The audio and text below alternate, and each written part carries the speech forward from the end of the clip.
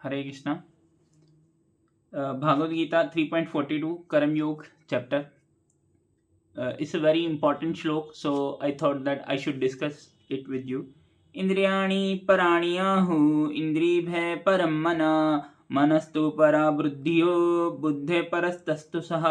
इंद्रियाणि पराणि आहुः इंद्रिभ्यः परं मनः मनस्तु परां बुद्धियो बुद्धे परस्तस्तु सः। कामेंद्रियां जड़ पदार्थ की अपेक्षा श्रेष्ठ हैं और मन इंद्रियों से बढ़कर है, बुद्धि मन से भी उच्च है और आत्मा बुद्धि से भी बढ़कर है। तो आत्मा को यहाँ श्रेष्ठ बताया गया है। सबसे पहले इंद्रियां जो शरीर से ज़्यादा श्रेष्ठ हैं और इंद्रियों से भी ऊपर हमारा मन है और मन से भी ऊपर हमारी बुद्धि यानी कि इंटेलिजेंस है और उससे भी ऊपर आत्मा है।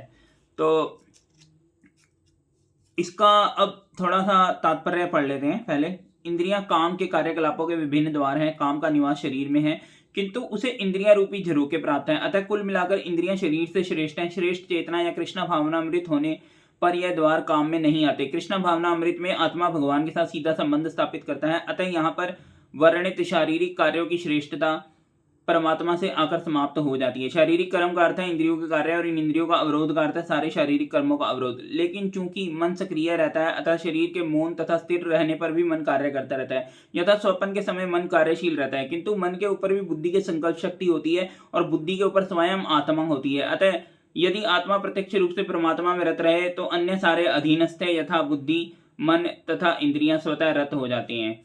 तो आइए एक कल्पना करते हैं स्कूल की। मान लो एक स्कूल में जो है पियोन है और छोटे मोटे जो कर्मचारी हैं, ओके, और उससे ऊपर फिर टीचर हैं, मैथ का टीचर, साइंस का टीचर और अलग अलग सब्जेक्ट के टीचर। फिर उससे ऊपर वाइस प्रिंसिपल है और फिर वाइस प्रिंसिपल से ऊपर जो है वो प्रिंसिपल है। तो यहाँ पे सपोज कि जो मेन प्रिंसिपल है वो आत्मा है। तो अगर गड़बड़ है स्कूल में तो मान लो नीचे से गड़बड़ आ रही है तो उसको कंट्रोल जो है ऊपर वाला करेगा और अगर मान लो उस टीचर लेवल पे कोई गड़बड़ है तो उसको वाइस प्रिंसिपल कंट्रोल करेगा और फिर वाइस प्रिंसिपल लेवल पे है कोई तो फिर उसको ऊपर प्रिंसिपल कंट्रोल करेगा। तो सेम हम कंपेयर कर सकते हैं।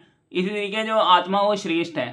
तो इंद्रियों से गड़बड़ शुरू होती है क्योंकि इंद्रियां काम में लग जाती हैं और फिर जो है हमारी आत्मा जो कि एक्चुअली में प्योर है बट वो इम्प्योर हो जाती है क्योंकि इंद्रियां लगती हैं तो फिर मन भी नहीं लगता फिर उसमें भगवान की भक्ति में, या फिर काम इंद्रियों में ही मन लग जाता है और उसके ऊपर फिर हमारा जो बुद्धि है, बुद्धि भी फिर भ्रष्ट हो जाती है और बुद्धि के ऊपर आत्मा है तो आत्मा भी फिर जो है उनके साथ मतलब गलत रास्ते पे चल पड़ती है और आत्मा भक्ति छोड़ के अपना उसमें काम इंद्रियों में ही लग जाती है।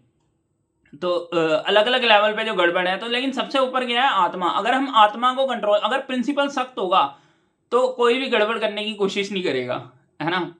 तो जो आत्मा है अगर वो कृष्ण भावना अमृत में लग जाएगी और कंट्रोल में रहेगी, का इंद्रियों को कंट्रोल करना सीख जाएगी वो, तो उसके जो नीचे की लेवल की गड़बड़ है वो नहीं होगी, है ना।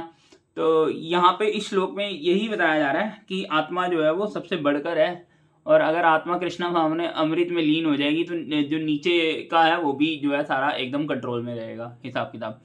तो बड़ा ही अच्छा और इम्पोर्टेंट श्लोक है ये, तो आप भी जरूर पढ़ें। और मैं Bhagavad Gita as it is जो है शिला प्रभुपाद द्वारा लिखी गई जो किताब है वो पढ़ रहा हूँ और बहुत ही मतलब सुंदर वर्णन है हर चीज़ का इसके अंदर और ज़रूर ये बुक तो आपको ज़रूर पढ़नी चाहिए। तो बहुत ही इम्पोर्टेंट बुक है ये।